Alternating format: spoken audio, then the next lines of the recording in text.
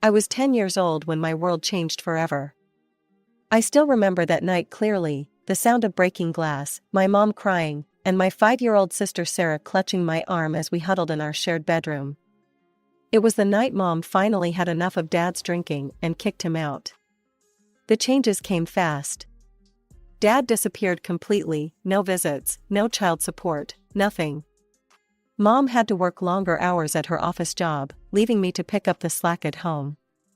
At 10, I learned to use the microwave, figured out how to work the washing machine, and became responsible for getting Sarah ready for school. "Lucy, you're such a good big sister," Mom would say, kissing my forehead when she came home late, exhausted from work. "I don't know what I'd do without you." But it wasn't easy. While other kids my age were playing after school, I was walking Sarah home, helping her with homework, and trying to keep our small apartment somewhat clean. I learned to make simple meals, sandwiches, pasta, anything that didn't require using the stove. Sarah would complain about having the same food all the time, but I did my best. Mom and I sacrificed everything for Sarah. When she needed new shoes, I wore my old ones for another season. When she wanted to join the dance class, Mom picked up extra shifts to pay for it. We wanted her to have a normal childhood, even if it meant we couldn't have one ourselves. The years passed this way, with me juggling school and home responsibilities while Mom worked herself to exhaustion. Then, when I was 13, something amazing happened. Mom got promoted to senior manager at her company. Suddenly, our financial struggles began to ease. "Girls, I have something to tell you," Mom announced one evening, her eyes sparkling with excitement. "We're going to be able to move to a house. A real house with a yard." Sarah squealed with delight, but I felt a mix of emotions. Yes, I was happy we'd have more space, and Mom wouldn't have to work quite so many hours. But I'd made friends in our neighborhood, and my school was here. When Mom said I could stay at my current school, I felt relieved. Sarah, however, was enrolled in an expensive private school across town. Several years have passed since then. Mom earned well, and I was able to continue my studies after school. The day I left for college was bittersweet. Mom helped me pack my few belongings into her car for the 3-hour drive to State University, while Sarah lounged on the couch, barely looking up from her phone to say goodbye. "Call me when you get settled," Mom said, hugging me tight outside my dormitory. Her eyes were wet, but she was smiling. "I'm so proud of you, Lucy." I watched her drive away, knowing the sacrifices she'd made to get me here. No dating, no social life, just endless work and saving to give us both a chance at a good education. The tuition money she'd saved for me represented years of overtime and careful budgeting. I was determined not to waste a penny of it. My dorm room was tiny, with creaky furniture and a roommate who barely spoke English, but it felt like freedom. Within a week, I'd found a job at the campus coffee shop, working early morning shifts, before classes. The manager liked that I already knew how to balance responsibilities. Between classes, work, and studying, I barely had time to breathe, but I loved it. My professors noticed my dedication, and by the end of my first semester, I was on the dean's list. That's when the calls from Sarah started becoming more frequent. "Lucy, you'll never believe how unfair Mom is being," she whined through the phone one evening as I was finishing my economics homework. "Everyone at school is going to Coachella, but she says it's too expensive. $3,000 isn't even that much." I nearly choked on my ramen noodles. $3,000? Sarah, that's crazy. The calls followed a pattern. One week it was concert tickets, the next it was a designer bag everyone at her school had. When Mom refused, Sarah would call me, hoping I'd either send money or convince Mom to give in. My breakthrough came during junior year. My business strategy professor recommended me for an internship at Preston and Associates, one of the top firms in the city. The work was challenging, but I threw myself into every task, staying late and coming in early. "We don't usually do this," Mr. Preston told me one afternoon, "but we'd like to offer you a position here after graduation. Your work ethic is exceptional." I was walking back to my dorm, still floating from the news, when my phone buzzed. Sarah again. Mom's being impossible, she started, without even saying hello. She won't give me money for a spring break trip to Cancun. Everyone's going except me. Can you send me like $800? I'll pay you back someday. Sarah, why don't you get a part-time job? I suggested, not for the first time. The mall's always hiring. You could earn your own money for things like this. Ugh, as if. You so boring and responsible all the time. No wonder you don't have any friends at college. All you do is work and study. She hung up before I could respond. I stood outside my dorm building, staring at my phone and wondering how two sisters could turn out so differently. While I was building my future one coffee order and study session at a time, Sarah was still waiting for everything to be handed to her on a silver platter. Graduation day felt surreal. As I walked across the stage to receive my diploma, I spotted Mom in the audience, beaming with pride. Sarah wasn't there, she had a really important social event that day. 2 weeks later, I started at Preston and Associates. When my first real paycheck hit my account, I knew exactly what I wanted to do with it. I spent hours picking out the perfect gifts, an elegant silk scarf and matching bag for Mom, and a high-end makeup set from Sarah's favorite brand for my sister. Surprise! I called out, walking into our family home one Friday evening. Mom was in the kitchen, cooking dinner as always. Lucy, Mom rushed to hug me. When I handed her the wrapped package, her eyes welled up. Oh, honey, this is too much, she whispered, running her fingers over the silk. Nothing's too much for you, Mom. Sarah clomped down the stairs then, already frowning. I thought I heard your voice. What are you doing here? I brought you something. I handed her the beautifully wrapped makeup set. She opened it carelessly, ripping the paper. Oh, I actually wanted the other collection from this brand. You should have just given me the money, I would have bought what I actually needed. Sarah, Mom scolded, but I just shrugged. Some things never changed. Life moved quickly after that. I rented a small but clean apartment closer to work, determined to save enough for a down payment on my own place someday. At Preston and Associates, I threw myself into every project, staying late and coming in early. Within 6 months, I had my first promotion. Then came the call from Mom. I don't know what to do anymore, she sighed. Sarah's dropped out of college. Says it's not for her. Do you know how much money I've already paid for this semester? She says she's going to be an influencer. Keeps asking for money for camera equipment and designer clothes for her videos. Lucy, I'm still working 60-hour weeks to pay for all this. I tried talking to Sarah, driving to her favorite coffee shop where she was working on content. Oh my God, spare me the responsible big sister act. She rolled her eyes. Not everyone wants your boring corporate life. I'm building my brand. Mom gets it, even if you don't. But Mom didn't get it. She kept working overtime to support Sarah's influencer career, which seemed to consist mainly of shopping hauls and coffee shop photos. Then I met James. It was at my friend Maria's housewarming party. He was her colleague from the architecture firm down the street. Want to grab coffee sometime? He asked as the party was winding down. One coffee date turned into dinner, dinner turned into weekend trips, and before I knew it, a year had passed. When he proposed, it felt right. We moved in together in my rented apartment, planning to save for a house. By then, Sarah had her own place too, funded by Mom, of course. She'd gotten a job at an upscale boutique, though it seemed more about the employee discount than actual work. The call came on a Tuesday morning. I was in the middle of a presentation when I saw Mom's number flash on my phone. Something in my gut told me to step out and take it. Lucy? Mom's voice was small, unlike I'd ever heard it before. I need you to come to the hospital. The doctors, they found something. The next few hours passed in a blur. I drove the 3 hours to my hometown, my hands shaking on the steering wheel. Cancer, stage 3. Words like aggressive treatment and survival rates bounced off the sterile hospital walls while I held Mom's trembling hand. All I could think about was how small she looked in that huge hospital bed, this woman who had always been our family's foundation. Mom had to quit her job despite her protests that she could still work.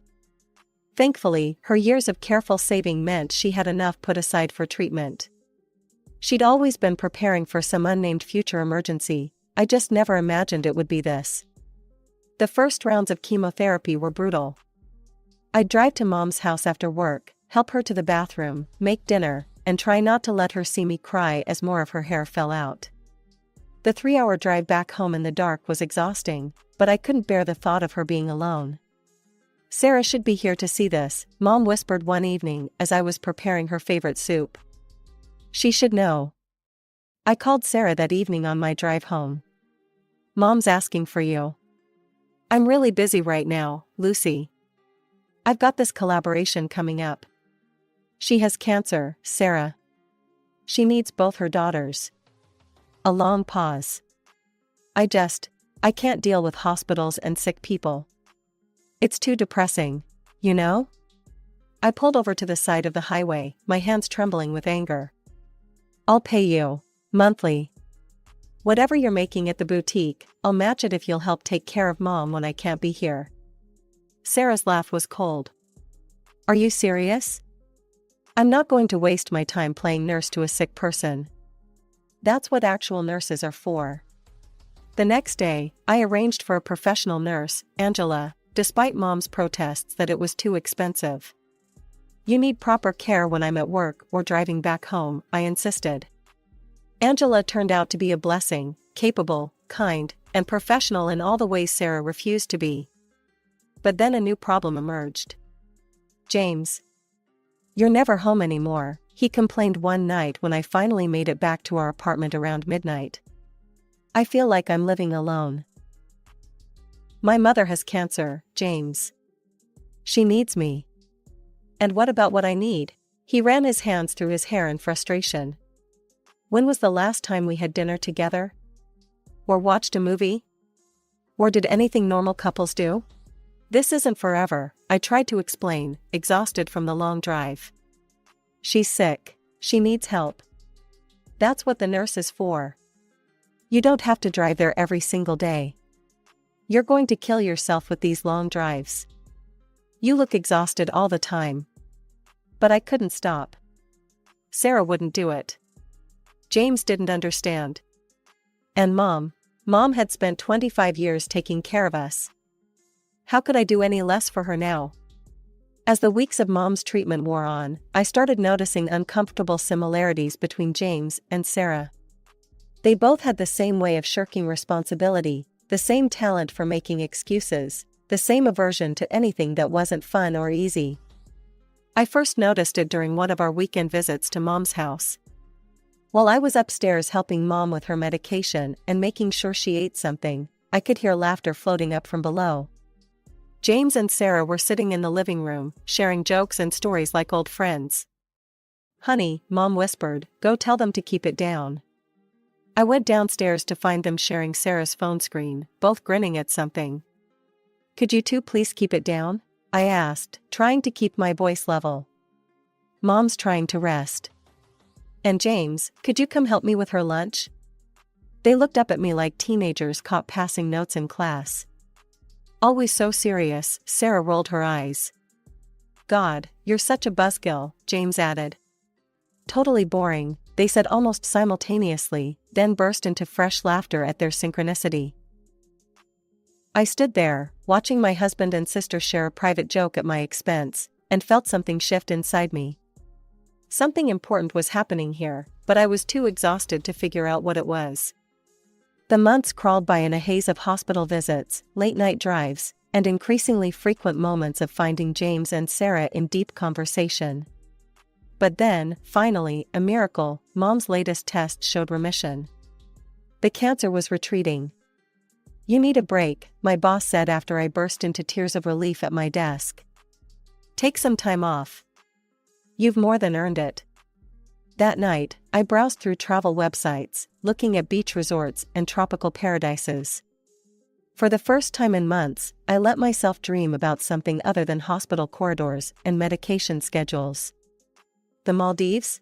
James said, suddenly interested as he peered over my shoulder. It was the most engaged he'd been with me in months. That looks amazing. I was thinking about a couple of weeks there, I said cautiously. Now that Mom's better. Yes, his enthusiasm surprised me. Let's do it, I'll take time off too. God knows we need this. For the next few days, we were almost like newlyweds again, excitedly planning our trip. We booked an overwater bungalow, researched restaurants, planned snorkeling excursions. James even surprised me by arranging a couple's massage package. For the first time in months, I felt hopeful. Maybe this vacation would help us find our way back to each other. Maybe all we needed was some time away from everything, the hospitals, the stress, the constant worry. 1 week before our scheduled departure to the Maldives, Mom collapsed. I was at work when Angela called. Lucy, you need to come quickly. Your mother's not well. The familiar drive to Mom's house had never felt longer. At the hospital, the doctors spoke in grave tones about heart complications from the chemotherapy. Mom looked so fragile in the hospital bed, nothing like the woman who'd raised us. Sarah, I said when she finally answered my call, I need you to stay with Mom. I can't be here all the time, and she needs someone. Are you kidding me? Sarah cut me off. I told you, I'm not playing nurse. I have plans. I hung up and called James next. His reaction was worse. No, he said flatly when I told him I couldn't go on the trip. No way. You are not canceling this vacation. My mother is in the hospital. There's always something with your mother. The tickets are non-refundable, Lucy. I'm going, with or without you. Are you serious right now? My mother could be dying. Yeah? Well, our marriage is dying too, but you don't seem to care about that. I packed a bag and moved to Mom's house that night. James didn't try to stop me. 2 days later, my phone buzzed with an Instagram notification. James had posted a photo of his overwater bungalow. Paradise found, read the caption. I tried to push down my anger and focus on Mom. But on the third morning, as I was helping her take a sip of water, she squeezed my hand weakly. Lucy, she whispered. I'm sorry. Those were her last words. Her heart gave out an hour later. The world stopped making sense. I moved through the next few hours in a fog, holding her cold hand until the doctors gently pulled me away. My calls to James went straight to voicemail. Sarah's phone just rang and rang. I sat alone in Mom's quiet house, surrounded by sympathy casseroles from neighbors, trying to plan a funeral for the woman who'd given everything for us. The funeral home needed decisions. The obituary needed writing. But my husband was gone, and my sister was nowhere to be found. In desperation, I called Jenny, Sarah's best friend since high school. Jenny, have you heard from Sarah? I can't reach her, and Mom. Mom died this morning. The silence on the other end stretched too long. Lucy, her voice was small, guilty. I think you should know something. Sarah, she's in the Maldives. She's with James. They left together. I'm so sorry, Lucy. I should have told you sooner, but Sarah made me promise. I hung up before she could finish. With shaking hands, I opened Sarah's Instagram profile. There it was, a photo of a tropical sunset, posted an hour ago. The same view James had posted yesterday. I sat in Mom's favorite chair, in the house where she'd raised us, where she'd sacrificed everything to give us a good life, and tried to comprehend how my sister and my husband could do this. Not just the affair, that was bad enough, but to abandon us now, when Mom was dying? To be sipping cocktails in paradise while I planned our mother's funeral alone? The depth of their betrayal was almost as devastating as losing Mom. Almost. Mom's funeral was small and quiet. The chapel was filled with her coworkers, old friends, and neighbors, but the 2 empty seats in the front row spoke volumes. I delivered the eulogy alone, my voice somehow staying steady as I talked about Mom's strength, her sacrifice, her unconditional love. A week later, I was sitting in Mom's kitchen, surrounded by sympathy cards I couldn't bring myself to open, when I heard the front door unlock. Sarah's laugh floated in first, that familiar, carefree sound that now felt like a knife in my chest. Then James's deeper chuckle joined in. They strolled into the kitchen like they were returning from a casual weekend away, both golden-tanned and relaxed. Sarah had a new designer bag. James's wedding ring was gone. "Oh good, you're here," Sarah said, as if we were meeting for coffee. "We need to talk." James wrapped his arm around Sarah's waist, and I watched my sister lean into my husband's embrace. The casual intimacy of it made my stomach turn. "I'm filing for divorce," James announced, pulling a manila envelope from his bag. "Sarah and I are getting married." I stared at them, these two sun-kissed strangers wearing the faces of people I'd once loved. Without a word, I took the papers and signed them, using the pen Mom had always kept by the phone for writing grocery lists. "Great," Sarah clapped her hands. "Now, you need to get out of the house. It's mine now." I looked up from the divorce papers. "What?"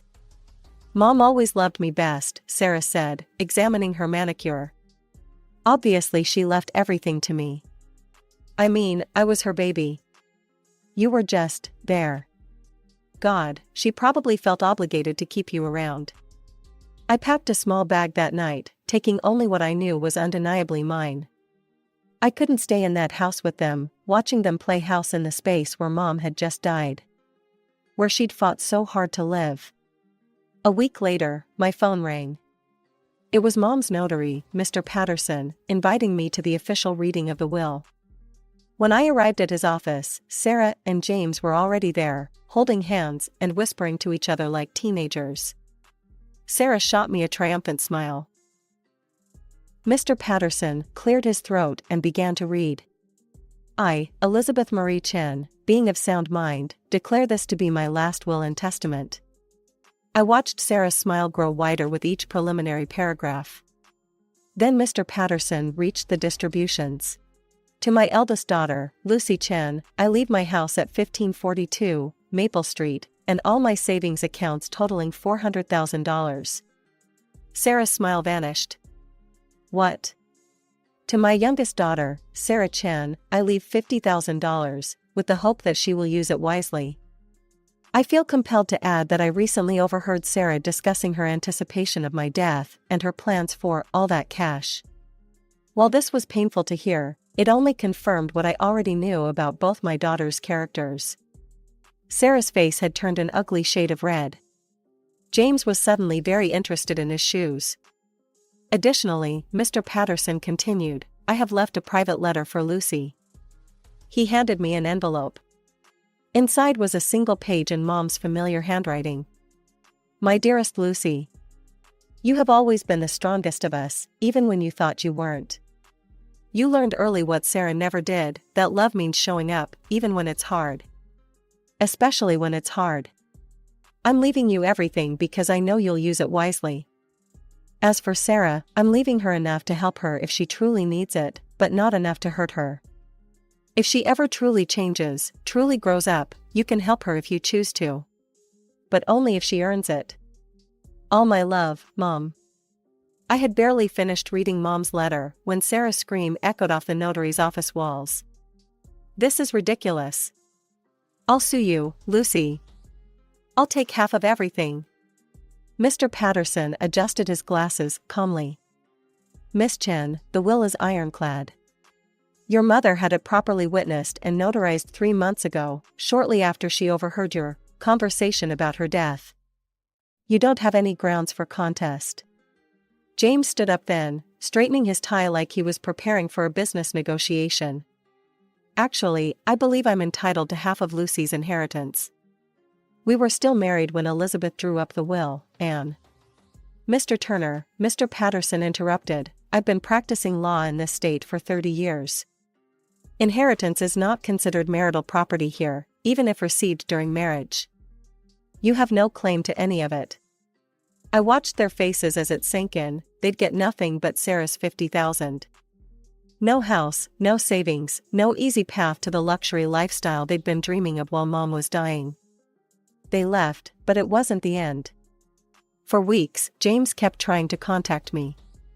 Flowers delivered to my job. Lengthy emails about how he'd found clarity during our separation. Tearful voicemails about second chances. Sarah took a different approach. She alternated between threats of legal action and tearful apologies, depending on the day. "I'm your sister," she'd plead in her messages. "Family forgives." But mom had taught me that family means showing up when things are hard. Neither of them had shown up when it mattered most.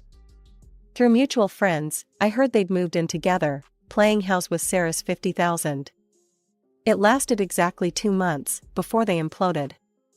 Apparently, Sarah's spending habits and James's controlling nature weren't as compatible as they'd thought. They had a screaming match in a restaurant that ended with Sarah throwing her wine in James's face and him calling her a spoiled brat. I blocked them both on every platform, changed my phone number, and asked my friends not to give me updates anymore.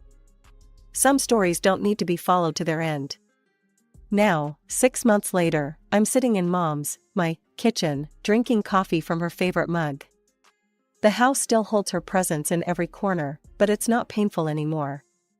I've repainted some rooms, rearranged furniture, made it mine while keeping the essence of her. Sometimes I wonder if Sarah will ever truly change, ever become someone mom hoped she could be. The letter said I could help her if she did. But that's not my responsibility anymore. For the first time in my life, I'm focusing on my own healing, my own growth, my own future.